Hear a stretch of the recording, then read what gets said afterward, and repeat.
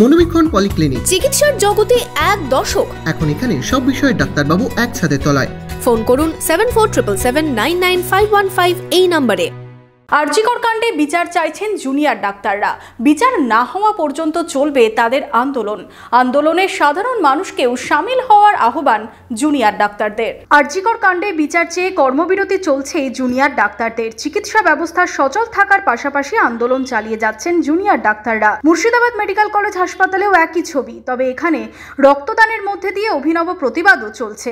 আন্দোলনের পাশাপাশি আমাদের আন্দোলনের প্রতীকী হিসাবে আমরা একটি রক্তদান মঞ্চের আয়োজন করেছি, যার নাম অভয়া রক্তদান মঞ্চ, যার স্লোগান রাখা হয়েছে যে প্রতিটা রক্তবিন্দু তিলোত্তমার নামে।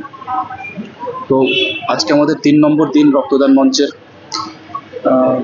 রক্তদান করছেন মানুষ, সাধারণ মানুষকেও আমরা স্বাগত জানাই এই মহৎ কাজে এগিয়ে আসার জন্য। আমরা চাই সাধারণ মানুষ আমাদের পাশে থাকুক। আমাদের এই আন্দোলন কখনোই সাধারণ মানুষের বিরুদ্ধে ছিল না, অন্যায়ের বিরুদ্ধে এই আন্দোলন, ন্যায়ের পক্ষে এই আন্দোলন। তবে আন্দোলন চালিয়ে যাওয়ার ডাক দিয়েছেন জুনিয়র ডাক্তাররা। বুধবার রাত 9টা থেকে 10টা পর্যন্ত ক্যান্ডেল মার্চ করবেন তারা।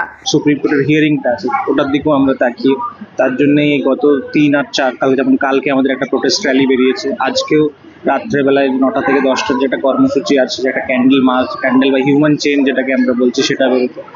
এই সব কিছু করা হচ্ছে যে এই যে লড়াইটা যেটা আমরা শুরু করেছি, এটা তো শুধু ডাক্তার ফ্র্যাটার্নিটির নয়, আমরা চাই যে সাধারণ মানুষ তারাও এটাতে কানেক্ট হচ্ছে। সাধারণ মানুষকে আন্দোলনের পাশে পেয়ে সাধারণ মানুষকে ধন্যবাদ জানালেও বিচারের দাবিতে আন্দোলন চলবে বলে দাবি আন্দোলনরত ডাক্তারদের।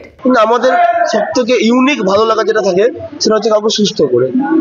আমাদের ওই জিনিসটা নিয়ে বা ওই মোটিভটা নিয়ে, ওই উদ্দেশ্যটা নিয়ে আমাদের মধ্যে কোনো রকম সন্দেহ নেই। এইটার সঙ্গে একাত্ম হতে পেরেছে বলেই সাধারণ মানুষ এতটা পরিমাণে আমাদেরকে সাপোর্ট করেছে।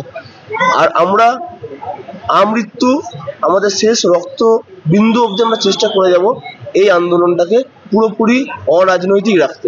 আগামীকাল সুপ্রিম কোর্টে আরজিকর কাণ্ডে স্ট্যাটাস রিপোর্ট পেশ করবে সিবিআই। এখন সেদিকেই নজর জুনিয়র চিকিৎসক থেকে সাধারণ মানুষের। বহরমপুর থেকে রামচন্দ্র বিশ্বাসের রিপোর্ট, ইমাজিন কমিউনিটি মিডিয়া।